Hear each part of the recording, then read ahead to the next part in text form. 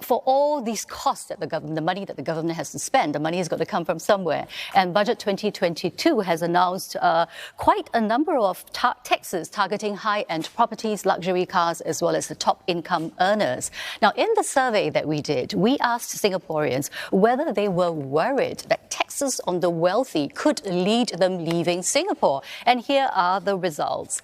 A whopping 78% said no, they won't leave Singapore as a result of the taxes, and 22% said yes. Yes, they are worried. In fact, in a separate question further down the questionnaire, we also asked that the budget sees the raising of taxes, especially for high-income earners. How do you feel? 83% is long overdue. We are overtaxing the wealthy. Only 17% said that. I'm seeing quite a bit of smiles on the set here. So I shall invite you, Christopher, to say something first. What do you make of those results? Did that surprise you? It does. People generally don't want to be paying more tax. So this burden is being placed on the wealthy to pay for the increased spending that's going to come through. But 83% are saying that actually we don't mind paying that additional tax. So I guess I would, ask the minister, what signaling does this budget have for the wealthy?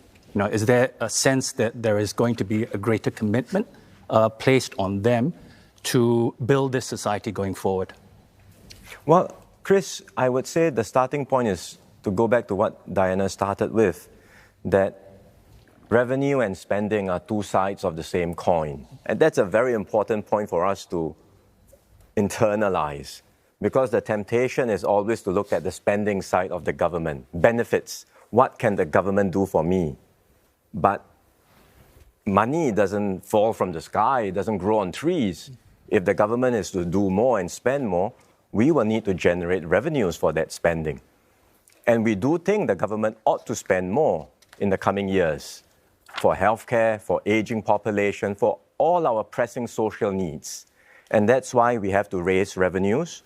But the assurance to everyone is that when we raise revenues, we will ensure a fiscal system that is fair and progressive. What does that mean? It means all of us should contribute toward that system. All of us should contribute our share of taxes, but those with greater means will contribute more.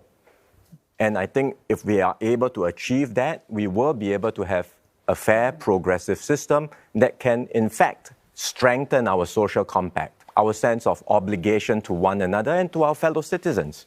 The sense I got from the results is that people are happy that you are taxing the rich. It's like, yeah, just go for it. But on the other hand, how realistic is that? How much more can we do before it backfires on us, before they start leaving? Certainly, there is a limit. I think with the moves that we have made, we should be all right because we have assessed it very carefully and we have calibrated the measures. Have we reached the limit? How close are we? If we start to have the attitude that most of the tax burden or everything can be borne by the top 1% or the top 5%, I think they will feel it grossly unfair. And very soon you won't have the rich to tax in Singapore. So we always have to calibrate and find a balance. And that's why I mentioned that when we talk about a progressive system, it doesn't mean that the tax burden is borne only by a small group of people. It means that everyone contributes their fair share, but those with greater means contributes more. And that's a system we have in Singapore. If you look at not just contributions, but also transfers, what the government gives back. For the low-income groups, for every dollar of tax that you pay, you get back $4 of benefits. For the middle-income group, for every dollar of tax that you pay, you will get back $2 of benefits. But for the higher-income groups, for every dollar of tax you pay, you only get 30 cents in benefits. So the net contributors are the higher-income groups.